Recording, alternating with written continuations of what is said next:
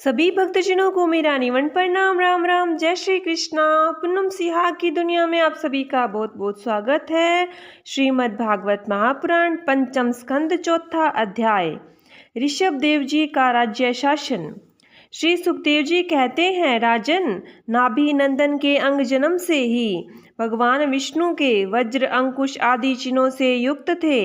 समता, शांति, वैराग्य और ऐश्वर्य आदि महाविभूतियों के कारण उनका प्रभाव दिनों दिन बढ़ता जाता था। यह देखकर मंत्री आदि प्रकृति वर्ग, प्रजा, ब्राह्मण और देवताओं का यह उत्कट अभिलाषा होने लगी कि ये ही पृथ्वी का शासन करें। उनकी सुंदर और सुडोल शरीर, विपुल कीर्ति, तेज, बल, ऐश्वर्य, यश, पराक्रम और शूरवीरता आदि गुणों के कारण महाराज नाभि ने उनका नाम ऋषभ यानी कि श्रेष्ठ रखा। एक बार भगवान इंद्र ने ईर्ष्यावश उनके राज्य में वर्षा नहीं की। तब योगेश्वर भगवान ऋषभ देव ने इंद्र की मूर्खता पर हंसते हुए अपनी योग माया के प्रभाव से अपने वर्ष अजाना खंड में खूब जल बरसाया। महाराज नाभि अपनी इच्छा के अनुसार श्रेष्ठ पुत्र पाकर अत्यंत आनंद मग्न हो गए और अपनी ही इच्छा से मनुष्य शरीर धारण करने वाले पुराण पुरुष श्री हरि का सप्रेम लालन पालन करते हुए उन्हीं की लीला विलास से मुग्ध होकर वत्स, तात ऐसा गदगद वाणी से कहते हुए बड़ा सुख मानने लगे। जब उन्होंने देखा कि मंत्रिमंडल, नागरिक और राष्ट्र की जनता ऋषभ देव से बहुत प्रेम करती है, तो उन्होंने उन्हें धर्म मर्यादा की रक्षा के लिए राज्याभिषिक्त करके ब्राह्मणों की देखरेख में छोड़ दिया। आप अपनी पत्नी मेरु देवी के सहित बद्रिकाश्रम को चले गए। वहाँ अहिंसा व्रति से, जिससे किसी को उद्वेग न हो, ऐसी कौशल पूर्ण तपस्या और समाधि योग के द्वारा भगवान वासुदेव के नर नारायण रूप की आराधना करते हुए समय आने पर उन्हीं के स्वरूप में लीन हो गए। पांडुनंदन, राजा नाभि के विषय में यह लोकोक्ति प्रसिद्ध है। राजऋषि नाभि के उदार कर्मों का आचरण दूसरा कौन पुरुष कर सकता है, जिनके शुद्ध कर्मों से संतुष्ट होकर साक्षात श्री हरि ही उनके पुत्र हुए थे। महाराज नाभि के समान ब्राह्मण भक्त भी कौन हो सकता है, जिनकी दक्षिणा आदि से संतुष्ट हुए ब्राह्मणों ने अपने मंत्र बल से उन्हें यज्ञशाला में साक्षात श्री विष्णु भगवान के दर्शन करा दिए। भगवान ऋषभ देव ने अपने देश अजाना खंड को कर्म भूमि मानकर लोक संग्रह के लिए कुछ काल गुरुकुल में वास किया। गुरुदेव को यथोचित दक्षिणा देकर गृहस्थाश्रम में प्रवेश करने के लिए उनकी आज्ञा ली। फिर लोगों को गृहस्थ धर्म की शिक्षा देने के लिए देवराज इंद्र की दी हुई उनकी कन्या जयंती से विवाह किया तथा श्रोत्र स्मार्त दोनों प्रकार के शास्त्रोपदिष्ट कर्मों का आचरण करते हुए उसके गर्भ से अपने ही समान गुण वाले 100 पुत्र उत्पन्न किए। उनमें महायोगी भरत जी सबसे बड़े और सबसे अधिक गुणवान थे। उन्हीं के नाम से लोग इस अजानाभ खंड को भारतवर्ष कहने लगे। उनसे छोटे कुशाव्रत, इलाव्रत, ब्रह्माव्रत, मल्य, केतु, भद्रसेन, इंद्रस्पृक, विदर्भ और कीकिट, ये 9 राजकुमार शेष 90 भाइयों से बड़े एवं श्रेष्ठ थे। उनमें छोटे कवि हरि, अंतरिक्ष, प्रबुद्ध, पिपलायन, अविरहोत्र, द्रुमिल, चमस और करभाजन, ये 9 राजकुमार भागवत धर्म का प्रचार करने वाले बड़े भक्त थे। भगवान की महिमा से महिमान्वित और परम शांति से पूर्ण इनका पवित्र चरित्र हम नारद वासुदेव संवाद के प्रसंग में आगे 11 स्कंद में कहेंगे। इनसे छोटे जयंती के 81 पुत्र पिता की आज्ञा का पालन करने वाले अति विनीत महान वेदज्ञ और निरंतर यज्ञ करने वाले थे। वे पुण्य कर्मों का अनुष्ठान करने से शुद्ध होकर ब्राह्मण हो गए थे। भगवान ऋषभदेव यद्यपि परम स्वतंत्र होने के कारण स्वयं सर्वदा ही सब प्रकार की अनर्थ परंपरा से रहित केवल आनंदानुभव स्वरूप और साक्षात ईश्वर ही थे, तो भी अज्ञानियों के समान कर्म करते हुए उन्होंने काल के अनुसार प्राप्त धर्म का आचरण करके उसका तत्व न जानने वाले लोगों को उसकी शिक्षा दी। साथ ही सम, शांत, सुहृदय, कारुणिक रहकर धर्म, अर्थ, यश, संतान, भोग, सुख और मोक्ष का संग्रह करते हुए गृहस्थाश्रम में लोगों को नियमित किया। महापुरुष जैसा जैसा आचरण करते हैं, दूसरे लोग उसी का अनुकरण करने लगते हैं।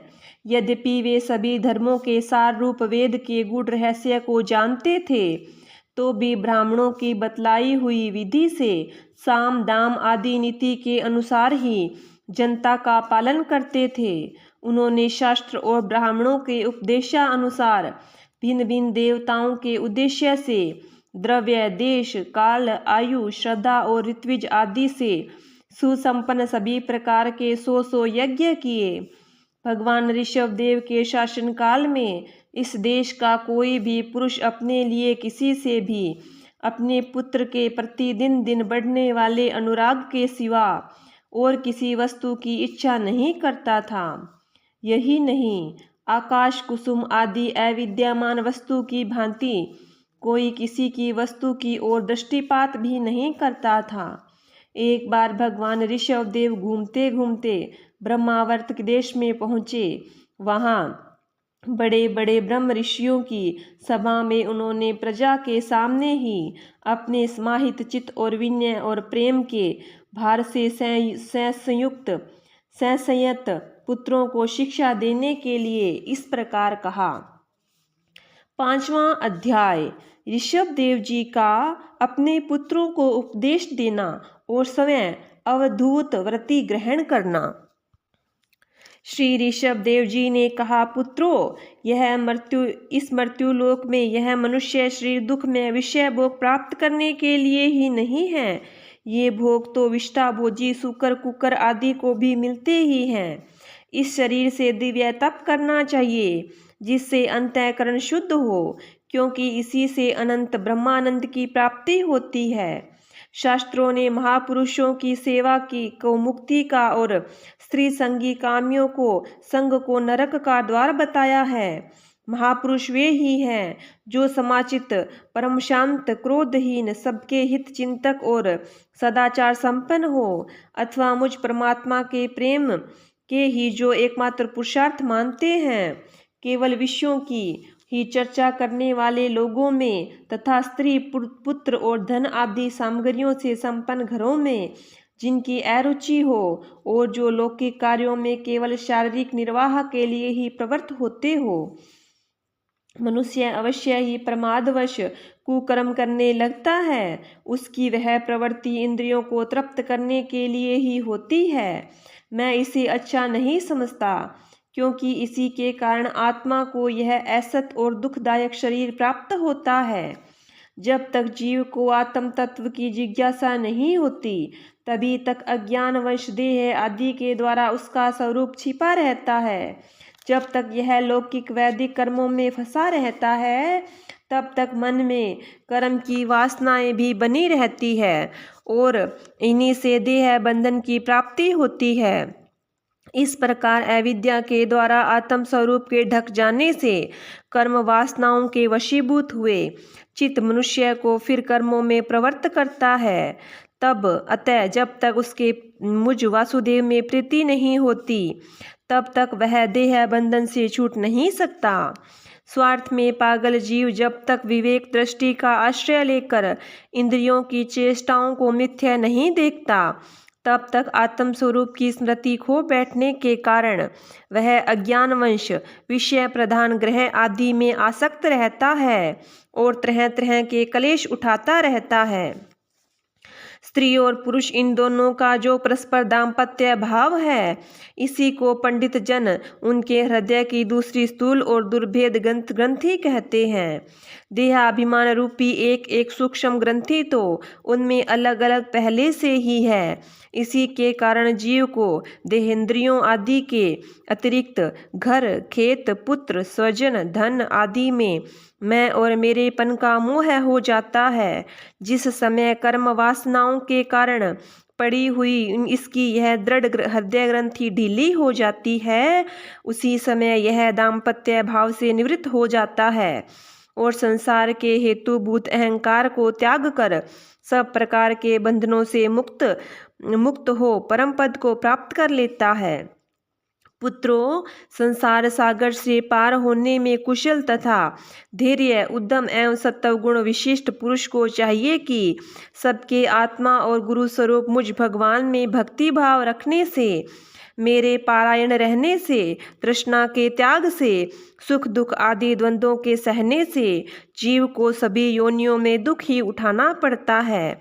इस विचार से, तत्व जिज्ञासा से, तप से, सकाम कर्म के त्याग से, मेरे ही लिए कर्म करने से, मेरी कथाओं को नित्य प्रति श्रवण करने से, मेरे भक्तों के संग और मेरे गुणों के कीर्तन से, वैर त्याग से, समता से, शांति से और शरीर तथा घर आदि में मैं और मेरेपन के भाव की त्यागने से, आध्यात्म शास्त्र के अनुशीलन से, एकांत सेवन से, प्राण इंद्रिय और मन के संयम से, शास्त्र और सत्पुरुषों के वचन में यथार्थ बुद्धि रखने से, पूर्ण ब्रह्मचर्य से, कर्तव्य कर्मों में निरंतर सावधान रहने से, वाणी के संयम से, सर्वत्र मेरी और सत्ता देखने से, अनुभव ज्ञान सहित तत्व विचार से और योग साधन से अहंकार रूप अपने लिंग शरीर को लीन कर दें। मनुष्य को चाहिए कि वह सावधान रहकर अविद्या से प्राप्त इस हृदय ग्रंथि रूप बंधन को शास्त्रोक्त रीति से इन साधनों के द्वारा भली भांति काट डाले, क्योंकि यही कर्म संस्कारों के रहने का स्थान है। तदंतर साधन का भी परित्याग कर दें। जिसको मेरे लोक की इच्छा हो अथवा जो मेरे अनुग्रह की प्राप्ति को ही परम पुरुषार्थ मानता हो, वह राजा हो तो अपनी अबोध प्रजा को, गुरु अपने शिष्य को और पिता अपने पुत्रों को ऐसी शिक्षा दे। अज्ञान के कारण यदि वे इस शिक्षा के अनुसार न चलकर कर्म को ही परम पुरुषार्थ मानते रहे, तो भी उन पर क्रोध न करके उन्हें समझा बुझाकर कर्मों में प्रवृत्त न होने दे। उन्हें विषयासक्ति युक्त काम्य कर्मों में लगाना तो ऐसा ही है जैसे किसी अंधे मनुष्य को जानबूझकर गड्ढे में ढकेल देना। इससे भला किस पुरुषार्थ की सिद्धि हो सकती है? अपना सच्चा कल्याण इस बात में किस बात में है, इसको लोग नहीं जानते। इसी से वे तरह तरह के भोग कामनाओं में फंसकर तुच्छ क्षणिक सुख के लिए आपस में वैर ठान लेते हैं और निरंतर विषय भोगों के लिए ही प्रयत्न करते हैं। वे मूर्ख इस बात पर कुछ भी विचार नहीं करते कि इस वैर विरोध के कारण नरक आदि अनंत घोर दुखों की प्राप्ति होगी। गड्ढे में गिरने के लिए उल्टे रास्ते से जाते हुए मनुष्य को जैसे आंख वाला पुरुष उधर नहीं जाने देता, वैसे ही अज्ञानी मनुष्य को अविद्या में फंसकर दुखों की ओर जाते देखकर कौन ऐसा दयालु और ज्ञानी पुरुष होगा जो जानबूझकर भी उसी राह पर जाने दे या जाने की प्रेरणा दे। जो अपने प्रिय संबंध को भगवत भक्ति का उपदेश देकर मृत्यु की फांसी से नहीं छुड़ाता, वह गुरु गुरु नहीं, स्वजन स्वजन नहीं, पिता पिता नहीं, माता माता नहीं, इष्ट देव नहीं और पति पति नहीं है। मेरे इस अवतार शरीर का रहस्य साधारण जनों के लिए बुद्धिगम्य नहीं है। शुद्ध सत्व ही मेरा हृदय है और उसी में धर्म की स्थिति है। मैंने अधर्म को अपने से बहुत दूर पीछे की ओर धकेल दिया है। इसी से सत्पुरुष मुझे ऋषभ कहते हैं। तुम सब मेरे उस शुद्ध सत्वमय हृदय से उत्पन्न हुए हो, इसलिए मत्सर छोड़कर अपने बड़े भाई भरत की सेवा करो। उसकी सेवा करना ही मेरी ही सेवा करना है और यही तुम्हारा प्रजापालन भी है। अन्य सब भूतों की अपेक्षा वृक्ष अत्यंत श्रेष्ठ है। उनसे चलने वाले जीव श्रेष्ठ हैं। उनमें भी कीट आदि की अपेक्षा ज्ञान युक्त पशु आदि श्रेष्ठ है। पशुओं से मनुष्य, मनुष्यों में प्रमथगण, प्रमथों में गंधर्व, गंधर्वों से सिद्ध और सिद्धों से देवता के अनुयायी किन्नर आदि श्रेष्ठ हैं। उनसे असुर, असुरों से देवता और देवताओं से भी इंद्र, देवताओं में भी इंद्र श्रेष्ठ है। इंद्र से ब्रह्मा जी के पुत्र दक्ष आदि प्रजापति श्रेष्ठ हैं। ब्रह्मा जी के पुत्रों में रुद्र सर्व सबसे श्रेष्ठ है। वे ब्रह्मा जी से उत्पन्न हुए हैं, इसलिए ब्रह्मा जी उनसे श्रेष्ठ हैं। वे भी मुझसे उत्पन्न हुए हैं और मेरी उपासना करते हैं, इसलिए मैं उनसे भी श्रेष्ठ हूँ। परंतु ब्राह्मण मुझसे भी श्रेष्ठ है, क्योंकि मैं उन्हें पूज्य मानता हूँ। सभा में उपस्थित ब्राह्मणों को लक्ष्य करके उन्होंने कहा, विप्रगण, दूसरे किसी भी प्राणी को मैं ब्राह्मणों के समान नहीं समझता, फिर उनसे अधिक तो मान ही कैसे सकता हूँ। लोग श्रद्धा पूर्वक ब्राह्मणों के मुख में जो अन्ना आदि आहुति डालते हैं, उसे मैं जैसे प्रसन्नता से ग्रहण करता हूँ, वैसे अग्निहोत्र में होम की हुई सामग्री को भी स्वीकार नहीं करता। जिन्होंने इस लोक में अध्ययन आदि के द्वारा मेरी वेद रूपा अति सुंदर और पुरातन मूर्ति को धारण कर रखा है, तथा जो परम पवित्र सत्व गुण, शम, दम, सत्य, दया, तप, तितिक्षा और ज्ञान आदि 8 गुणों से संपन्न हैं, उन ब्राह्मणों से बढ़कर और कौन हो सकता है। मैं ब्रह्मा आदि से भी श्रेष्ठ और अनंत हूँ, तथा स्वर्ग मोक्ष आदि देने की भी सामर्थ्य रखता हूँ, किंतु मेरे अकिंचन भक्त ऐसे निष्प्रह होते हैं कि वे मुझसे भी कभी कुछ नहीं चाहते। फिर राज्य आदि अन्य वस्तुओं की तो वे इच्छा ही कैसे कर सकते हैं। पुत्रों, तुम संपूर्ण चराचर भूतों को मेरा ही शरीर समझकर शुद्ध बुद्धि से पद पद पर उनकी सेवा करो, यही मेरी सच्ची पूजा है। मन, वचन, दृष्टि व अन्य इंद्रियों की चेष्टाओं का साक्षात फल मेरा इस प्रकार का पूजन ही है। इसके बिना मनुष्य को मोहमय काल पाश से छुड़ा नहीं सकता। श्री सुखदेव जी कहते हैं, राजन, ऋषभ देव जी के पुत्र यद्यपि स्वयं ही सब प्रकार से सुशिक्षित थे, तो भी लोगों को शिक्षा देने के उद्देश्य से महाप्रभावशाली परम सुहृद भगवान ऋषभ ने उन्हें इस प्रकार उपदेश दिया। ऋषभ देव जी के 100 पुत्रों में भरत सबसे बड़े थे। वे भगवान के परम भक्त और भगवत भक्तों के पारायण थे। ऋषभ देव जी ने पृथ्वी का पालन करने के लिए उन्हें राजगद्दी पर बैठा दिया और स्वयं उपशमशील निवृत्ति पारायण महामुनियों के भक्ति, ज्ञान और वैराग्य रूप परम हंसोचित धर्मों की शिक्षा देने के लिए बिल्कुल विरक्त हो गए। केवल शरीर मात्र का परिग्रह रखा और सब कुछ घर पर रहते हुए छोड़ दिया। अब वे वस्त्रों का भी त्याग करके सर्वथा दिगंबर हो गए। उस समय उनके बाल बिखरे हुए थे, उन्मत्सावेश था। इस स्थिति में वे आह्वनीय अग्निहोत्र की अग्नियों को अपने में ही लीन करके सन्यासी हो गए और ब्रह्मावर्त देश के बाहर निकल गए। वे सर्वथा मौन हो गए थे। कोई बात करना चाहता तो वे बोलते नहीं थे। जड़, अंधे, बहरे, गूंगे, पिशाच और पागलों की सी चेष्टा करते हुए वे अवधूत बने जहाँ तहाँ विचरने लगे।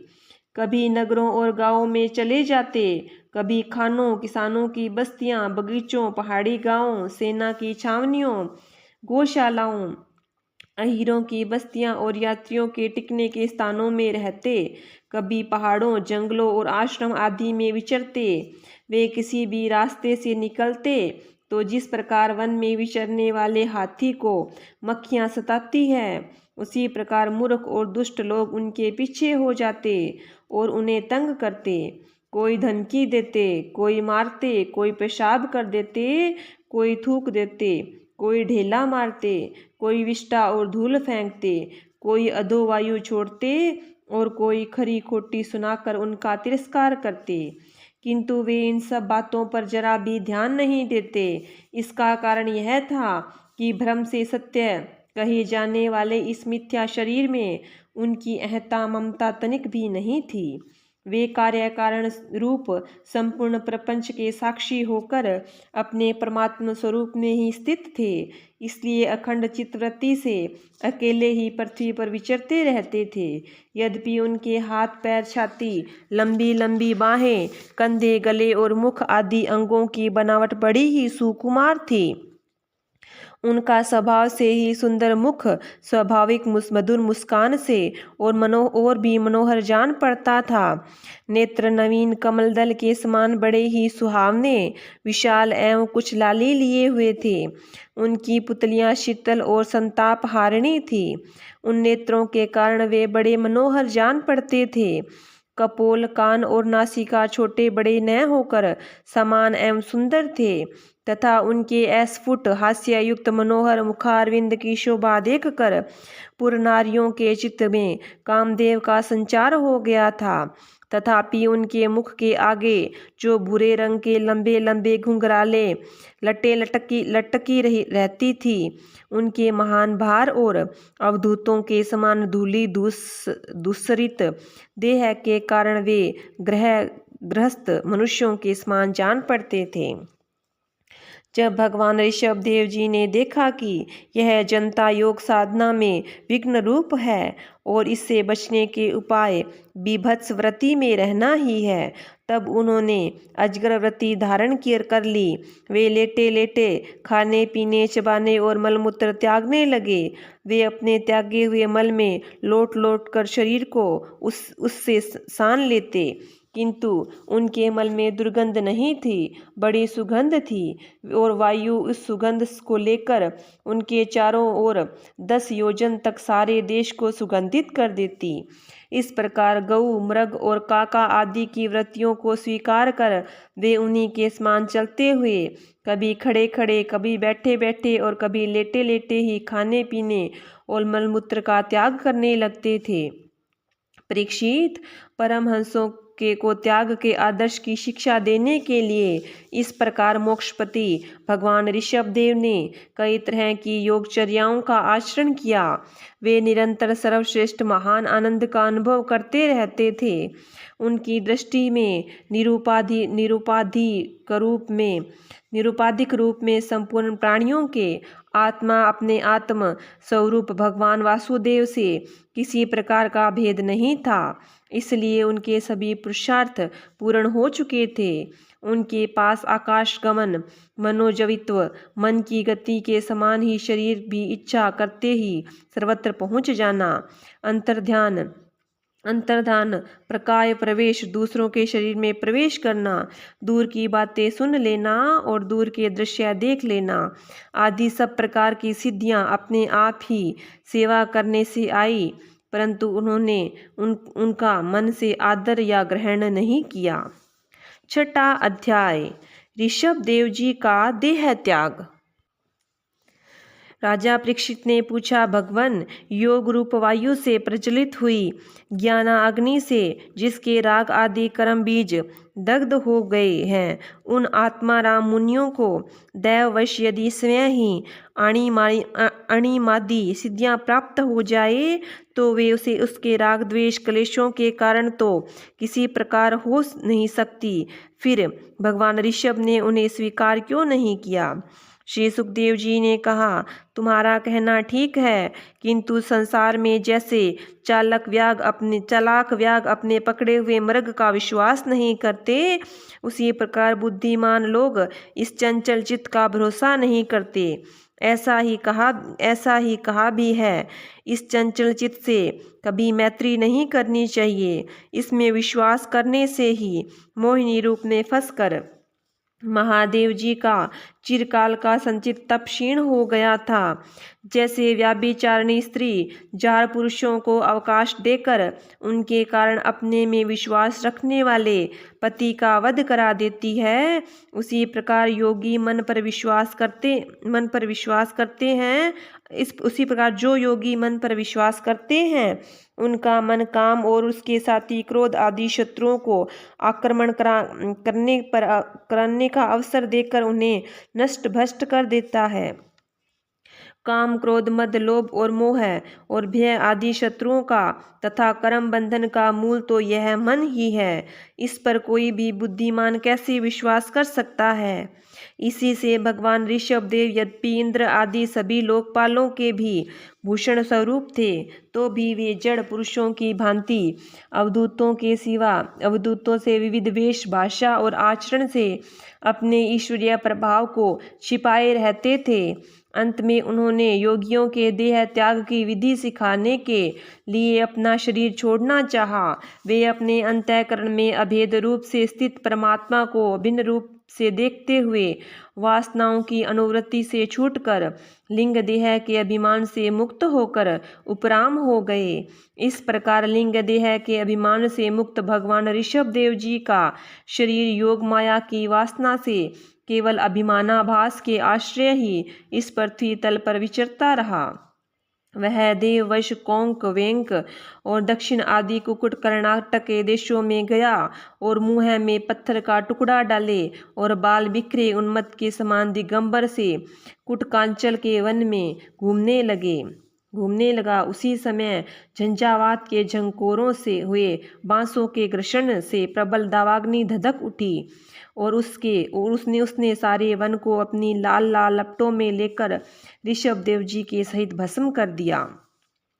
राजन, जिस समय कलयुग में अधर्म की वृद्धि होगी, उस समय कोंक, वेंक और कुटक देश का मंदमती राजा अरहत वहाँ के लोगों से ऋषभदेव जी के आश्रमातीत आचरण का वृत्तांत सुनकर तथा स्वयं उसे ग्रहण कर लोगों के पूर्व संचित पाप फल रूप होनहार के वशीभूत हो भय रहित सब धर्म तत्व का परित्याग करके अपनी बुद्धि से अनुचित और पाखंड पूर्ण कुमार्ग का प्रचार करेगा।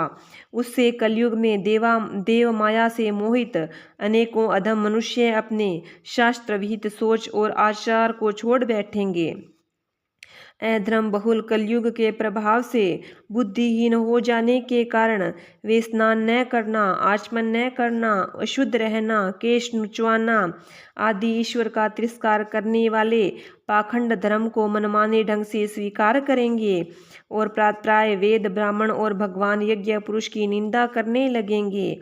वे अपने इस नवीन अवैदिक स्वेच्छाकृत प्रवृत्ति में अंध परंपरा से विश्वास करके मतवाले रहने के कारण स्वयं ही घोर नरक में गिरेंगे। भगवान का यह अवतार रजोगुण से भरे हुए लोगों को मोक्ष मार्ग की शिक्षा देने के लिए ही हुआ था। इसमें गुणों का वर्णन करते हुए लोग इस वाक्यों को कहा करते हैं, अहो 7 समुद्रों वाली पृथ्वी के समस्त द्वीप और वर्षों में यह भारतवर्ष ही बड़ी पुण्य भूमि है, क्योंकि यहाँ के लोग श्री हरि के मंगलमय अवतार चरित्रों का गान करते हैं। अहो महाराज प्रियव्रत का वंश बड़ा ही उज्जवल और सुयश पूर्ण है, जिसमें पुराण पुरुष श्री आदि नारायण ने ऋषभ देव अवतार लेकर मोक्ष की प्राप्ति कराने वाले परमहंसीय धर्म का आचरण किया। अहो यह जन्म रहित भगवान ऋषभ देव के मार्ग पर कोई दूसरा योगी मन से भी कैसे चल सकता है, क्योंकि योगी लोग जिन योग सिद्धियों के लिए लालायित होकर निरंतर प्रयत्न करते रहते हैं, उन्हें इन्होंने अपने आप प्राप्त होने पर भी असत समझकर त्याग दिया था। राजन, इस प्रकार संपूर्ण वेद, लोक, देवता, ब्राह्मण और गौओं के परम गुरु भगवान ऋषभ देव का यह विशुद्ध चरित्र मैंने तुम्हें सुनाया है। यह मनुष्यों के समस्त पापों को हरने वाला है। जो मनुष्य इस परम मंगलमय पवित्र चरित्र को एकाग्रचित से श्रद्धा पूर्वक निरंतर सुनते या सुनाते हैं, उन दोनों को ही भगवान वासुदेव की अनन्य भक्ति प्राप्त हो जाती है। तरह तरह के पापों से पूर्ण सांसारिक तापों से अत्यंत तपे हुए अपने अंतःकरण को पंडित जन इस भक्ति सरिता में ही नित्य निरंतर नहलाते रहते हैं। इससे उन्हें जो परम शांति मिलती है वह इतनी आनंदमयी होती है कि फिर वे लोग इसके सामने अपने ही आप प्राप्त हुए मोक्ष रूप परम पुरुषार्थ का भी आदर नहीं करते। भगवान के निज जन हो जाने से ही उनके समस्त पुरुषार्थ सिद्ध हो जाते हैं। राजन, भगवान श्री कृष्ण समय पांडव लोगों को के और यदुवंशियों के रक्षक, गुरु, इष्ट देव, सुहृदय और कुलपति थे। यहाँ तक कि वे कभी कभी आज्ञाकारी सेवक भी बन जाते थे। इसी प्रकार भगवान दूसरे भक्तों के भी अनेकों कार्य कर सकते हैं और उन्हें मुक्ति भी दे सकते हैं, परंतु मुक्ति से बढ़कर तो भक्ति योग है, उसे सहज में नहीं देते। निरंतर विषय भोगों की अभिलाषा करने के कारण अपने वास्तविक श्रेय से चिरकाल तक बेसुध हुए लोगों को, जिन्होंने करुणावश निर्भय आत्मलोक का उपदेश दिया और जो स्वयं निरंतर अनुभव होने वाले आत्मस्वरूप की प्राप्ति से सब प्रकार की तृष्णाओं से मुक्त थे, उन भगवान ऋषभ देव को नमस्कार है। 7वां अध्याय, भरत चरित्र। श्री सुखदेव जी कहते हैं, राजन, महाराज भरत बड़े ही भगवत भक्त थे। भगवान ऋषभ देव ने अपने संकल्प मात्र से उन्हें पृथ्वी की रक्षा करने के लिए नियुक्त कर दिया। उन्होंने उनकी आज्ञा में स्थित रहकर विश्वरूप की कन्या पंचजनी से विवाह किया। जिस प्रकार तामस अहंकार से शब्द आदि 5 भूत तन मात्र उत्पन्न होते हैं, उसी प्रकार पंचजनी के गर्भ से उनके सुमति, राष्ट्रभृत, सुदर्शन, आवरण और धूमकेतु नाम 5 पुत्र हुए, जो सर्वथा उन्हीं के समान थे। इन वर्ष को, जिनका नाम पहले अजानाभ वर्ष था, राजा भरत के समय ही भारतवर्ष कहते हैं। राजा भरत के समय से ही भारतवर्ष कहते हैं। महाराज भरत बहुज्ञ थे। वे अपने अपने कर्मों में लगी हुई प्रजा का अपने बाप दादाओं के समान स्वधर्म में स्थित रहते हुए अत्यंत वात्सल्य भाव से पालन करने लगे।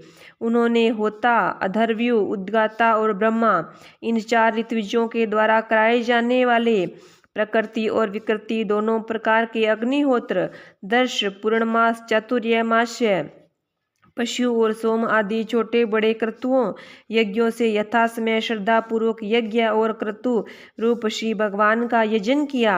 इस प्रकार अंग और क्रियाओं के सहित भिन्न भिन्न यज्ञों के अनुष्ठान के समय जब अधर्व्युगण आहुति देने के लिए हवि हाथ में लेते, तो यजमान भरत उस यज्ञ कर्म से होने वाले पुण्य रूप फल को यज्ञ पुरुष भगवान वासुदेव के अर्पण कर देते थे। वस्तुतः वे परब्रह्म ही इंद्रिया आदि समस्त देवताओं के प्रकाशक, मंत्रों के वास्तविक प्रतिपाद्य तथा उन देवताओं के भी नियामक होने से मुख्य कर्ता एवं प्रधान देव हैं। इस प्रकार अपनी भगवत दर्पण बुद्धि रूप कुशलता से हृदय के राग द्वेष आदि मलों का मार्जन करते हुए वे सूर्य आदि सभी यज्ञ भोक्ता देवताओं का भगवान के नेत्र आदि अवयवों के रूप में चिंतन करते थे। इस तरह कर्म की शुद्धि से उनका अंतःकरण शुद्ध हो गया।